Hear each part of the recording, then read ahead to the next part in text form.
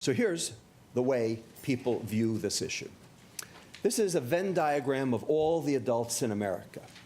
30% obese over here and 70% normal weight over here. And everybody assumes that the problem is this group over here because 80% of the obese population is sick in some fashion with type 2 diabetes, lipid problems, hypertension, cardiovascular disease, cancer, dementia, non-alcoholic fatty liver disease, polycystic ovarian disease, et cetera, et cetera. So if you do the math on this, that's 80% of 30% of 240 million, that's 57 million sick, and it's those 57 million that are bankrupting the country. And so it's the obese person's fault only. And that's the way everyone views this. This is wrong. This is a mistake. This is a disaster, actually, because it's not correct. Here's the real story. In fact, 20% of the obese population is completely metabolically normal. They have normal insulin dynamics. They don't get sick. They will live a completely normal life, die at a completely normal age, cost the taxpayer nothing. They're just fat.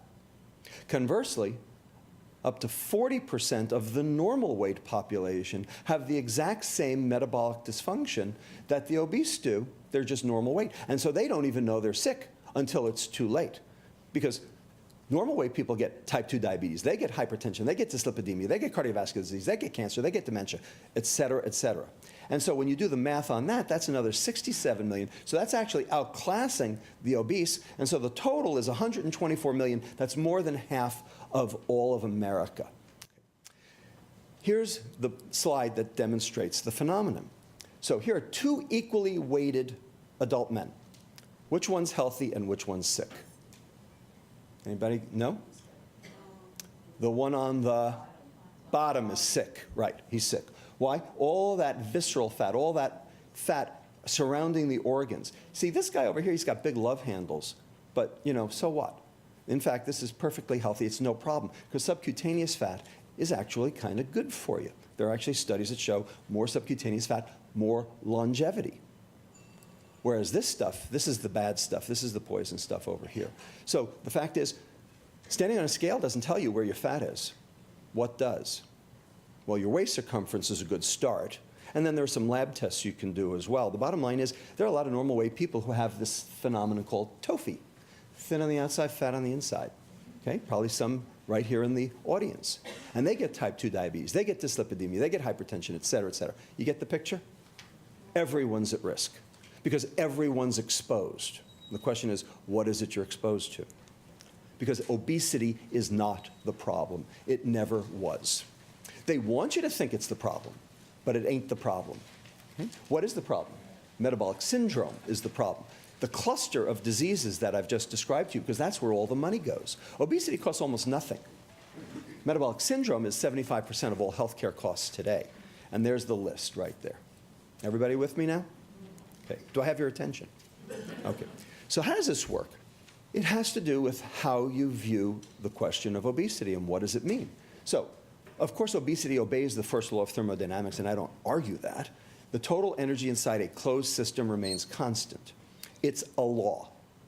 Okay? If I didn't believe in the first law of thermodynamics, you'd have me ridden out on a rail. I would be the ultimate heretic and zealot, and I would be discredited. Of course I believe in the first law of thermodynamics. It's a law. The question is, as I've learned from my legal training, whose truth? Which interpretation? You know, the Supreme Court always comes down 5-4 on everything, right? Right? True, okay? Because there are two interpretations. I mean, basically, that's what the Supreme Court's for, is interpreting the law. The law is the law, but the interpretation is something else. So here are the two interpretations. If you eat it, you better burn it, or you're going to store it. If that's true, then this is a matter of energy balance. Energy balance, and that's what everyone will tell you. And it's the result of two aberrant behaviors. Calories in, gluttony. Calories out, sloth. And that's what everybody assumes is if you're obese, well, you must eat too much or exercise too little or both, and therefore it's your fault. The dogma is that if you eat more than you burn, you'll gain weight. If you eat less than you burn, you'll lose weight, because all calories are the same. A calorie is a calorie. This is the biggest pile of you know what there is.